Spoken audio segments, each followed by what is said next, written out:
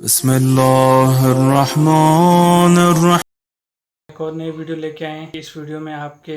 تمام سوالات کے ممکنہ حد تک جوابات ضرور مل جائیں گے۔ نبی امی محمد مصطفیٰ صلی اللہ علیہ وسلم میں نے تاکید کر گئے میں نے دس دتا سی کری اللہ یحبنی اللہ مومن ولا یبغضنی اللہ منافق کہ تیرے نام محبت نہ کروں گا سوائے مومن دے اور تیرے نام بغض نہ کروں گا سوائے وہ جس منافق پڑھی ہو لے اعزاز حضرت علی دا بنی فلاں نے پڑھیا رب گواہ دے حدیث دی کتاباں تو آئی دنیا کسے کلمہ نہیں پڑھیا حضرت علی نے پڑھیا تے خدیجہ نے پڑھیا لیلا مدح انہاں دین دی خدمت تینوں آ چھڑا دتا کہ تو بدنام ہے اور تیرے تے ممبراں تے لعنت ہوندی ہے اور حدیث دی کتاباں جدوں پڑھنا میرے خون دے آنسو نکلدے تہذیب و تہذیب میں دسوں گا بچیاں نوں کہ سارے مدارس دے لے جاؤ شیخ الحدیث نوں دیو کہ کیوں وقت آیا کہ جیسا بچے دا نام علی سے انہوں نے نام علی چھڑ دیتا اور اس امام لکھدا اس پاروں کہ بنو امیہ نے سارے ملک حکم دیتا سی کہ جس بچے دا نام علی معلوم ہے قتل کر علی نام دا کوئی بندہ زندہ نہیں چھڑنا چاہیے۔ علی نے وہ مصیبت دیکھی کہ 90 سال ممبراں تے لعنت ہوئی جمعے اور عید دے خطبے کہ علی اور اس سے محبت رکھنے والوں پر لعنت ہے اور حضرت ام سلمہ نے آکھیا راوی نو خدا دی قسم تواڈے ممبراں تے اللہ دے رسول نوں گالاں پیندیاں آکھیا کون حرام زادہ کردا انہوں نے کہا کہیں کہ نہیں علی اور اس سے محبت رکھنے والوں پر لعنت میری زندگی گزری رسول اللہ دے گھر سب تو بڑھ کے محبت حضور کرتے سے اس کو کتھے مار جاندی علی غریب ملعون ہو گیا اودی اولاد جڑی سی دکھ چلن لگ پئی اور ساری امت سے ہو گیا کہ کسے علاقے چ علی نام دا آدمی پکڑا جائے قطرہ تہذیب و تہذیب پڑھو کی مصیبت آ گئی چھپا کے الٹا سیدنا امیر المومنین یزید اور نظمہ یزید تیرا نام مٹایا نہ جائے گا یعنی اجے بھی لطفا دا موجود ہے توبہ توبہ توبہ کچھ خدا دا نام منو۔ مسلم 6229 حدیث کھول لیں اس میں سب کا ترجمہ خود ہوا ہے امام مسلم نے نقل کیا وہ کہتے تھے لعن اللہ ابو تراب ابو تراب علی ابن ابی طالب پر لعنت جب یہ کہ پہلے تو یہ مقدمہ مانے نا جو انہوں نے پبلک کو جھوٹ کیا ہوا تھا مشہور کہ بنو امیہ کے دور میں حضرت علی پہ لعنت نہیں ہوتی تھی یہ سب کا مطلب جو ہے تنقید ہے لعنت نہیں ہے امام مسلم لکھ کے گئے تھے اگلی بات بھی ہم کریں گے میں نے 10 حدیثیں مسلم شریف سے بخاری شریف سے ابو داؤد سے سنن نسائی الکبریٰ سے المستدرک الحاکم سے نقل کی ہیں کہ حضرت معاویہ کے دور میں بھی یہ سب و شتم ہوتا تھا ان کی موجودگی میں بھی ہوا ہے آپ تو یہ مان گئے یہ کہتے ہیں مغیرہ ابن شعبہ رضی اللہ تعالیٰ عنہ نے کیا ہے لیکن حضرت معاویہ نے نہیں کیا ان کے سامنے ہوا ہے ہم کہتے ہیں روکا کیوں نہیں یہ پورے کا پورا سسٹم یہ سب کو پتا ہے اور اہل سنت تو نقل کرتے آئے ہیں یہ جلال الدین سیوطی کو اتنا کوٹ کرتے ہیں اس نے خود تاریخ الخلفاء میں یہ بات لکھی ہے کہ یہ سب کچھ ہوتا تھا عمر بن عبدالعزیز نے ختم کروایا یہ سب کا ترجمہ یہ جو کہتے ہیں ہم تنقید کرتے ہیں ہم تو اس سے آگے جا چکے ہیں سب کو چھوڑ دیں لعن اللہ ابو تراب موجود ہے ابو تراب پر لعنت نعوذ باللہ تو سب کا ترجمہ میں ہلکا کرتا رہا ہوں گالی میں اس پہ بھی رجوع کرتا ہوں گالیاں نہیں دیتے تھے لعنتیں بھیجتے تھے ہم کہتے ہیں جنہوں نے اہل بیت پہ لعنت بھیجی ہے نا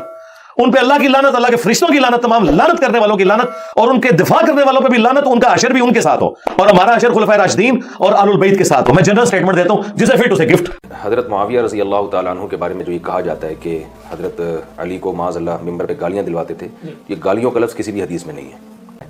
تو الفاظ جو صحیح کسی روایت میں اگر لفظ آئے تو یشتمو کا لفظ ہے یشتم اور یشتمو کا لفظ صرف گالیوں کے معنی میں استعمال نہیں ہوتا بلکہ سس کے معنی میں بھی استعمال ہوتا ہے کہ سخت سس کسی کو کہہ دیا جائے کسی پر آپ کسی بھی طرح کا اعتراض کرتے ہیں برا بلا کہتے ہیں اب برا بلا کا لفظ بھی اردو میں بہت سارے معنوں میں آتا ہے نا اس میں حضرت مفتی تقی عثمانی صاحب نے بہت تفصیلی دلائل سے یہ ثابت کیا ہے شتم کا جو لفظ ہے نا اس کے عربی لغت سے انہوں نے حوالے پیش کیے کہ شتم کا معنی گالیاں نہیں ہے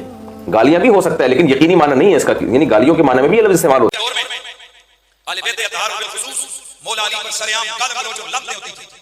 سرکاری آرڈر کے مطابق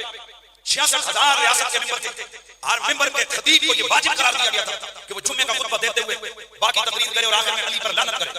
علی پر سب کو شتم کرے۔ مسند امام احمد بن حنبل حدیث نمبر 17,113 فضائل الصحابہ حدیث نمبر 978 طبرانی کبیر مجمع الزوائد حدیث نمبر 14,973 یہ حدیث پاک موجود ہے۔ ابو میرے نبی نے فرمایا من سب علی فقط سبنی جس نے علی کو گالی دی اس نے مجھے گالی دی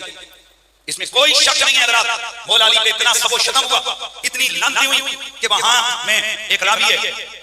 تہذیب و تہذیب اس کا نام موجود ہے مینشن کیا گیا ہے وہ راوی کے حالات میں لکھا ہے کہ وہ ہر دن جمعے کی نماز سے پہلے مولا علی پہ 4,000 بار لعنت بھیجتا تھا۔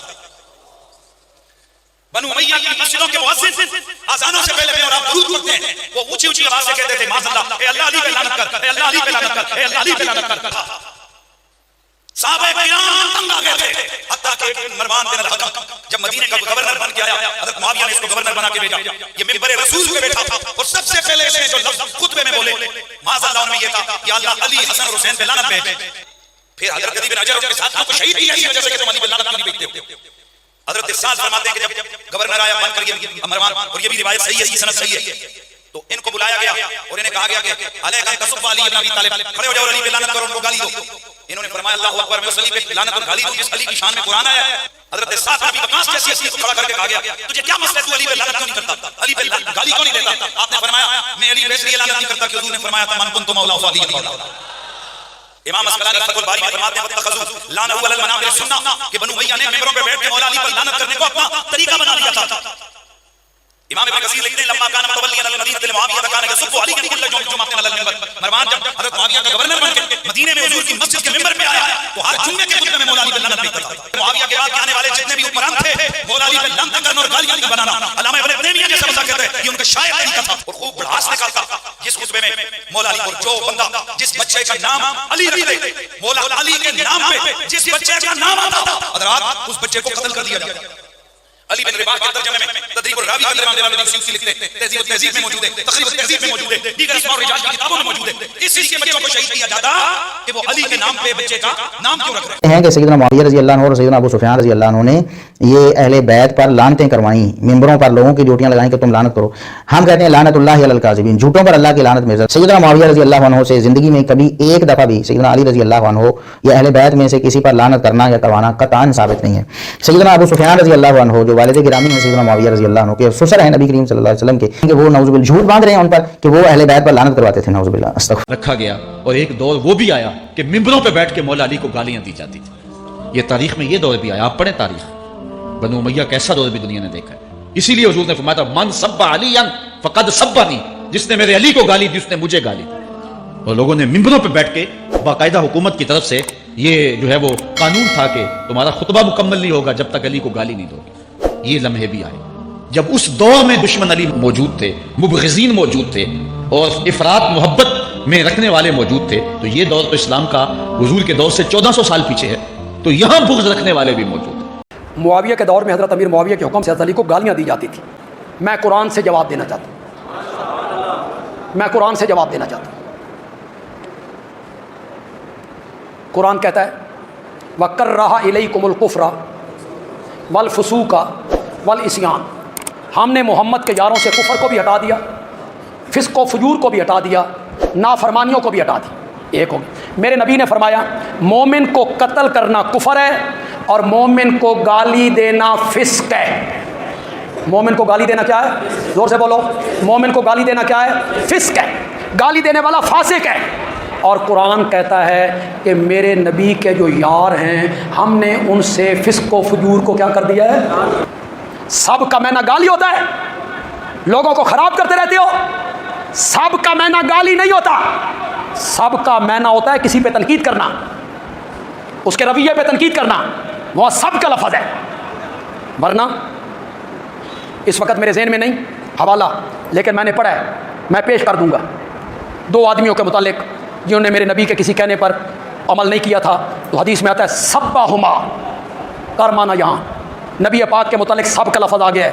کوئی بندہ یہ معنی کر سکتا ہے کہ نبی پاک نے معاذ اللہ ان دونوں کو گالی دی تھی؟ سب کا معنی ہر جگہ گالی ہوتا ہے؟ گالی نہیں ہوتا ہر جگہ سب کا معنی. ناروا رویے پر, کسی کے رویے پر کیا کرنا؟ تنقید کرنا. ایک بندہ مجھے کہنے لگا حضرت معاویہ رضی اللہ عنہ ممبروں پر حضرت علی المرتضیٰ کو نعوذ باللہ گالیاں دلواتے تھے. میں نے کہا کوئی گالی کا لفظ بتا سکتے ہو کہ اس گالی میں یہ لفظ تھا؟ کوئی لفظ بتا سکتے ہو؟ قیامت آ سکتی ہے, اس دھرتی پر اس سوال کا جواب بطور گالی ثابت نہیں کیا جا سکتا. ہاں ایک دوسرے پہ اعتراض کے مقام ثابت ہیں. امید کرتے ہیں آپ کو ہماری ویڈیو پسند آئی ہوگی. آپ کے کافی سارے سوالات کے جوابات اس میں ضرور ہوں گے. اپنی رائے کا لازمی اظہار کریں کمنٹس میں. اللہ حافظ.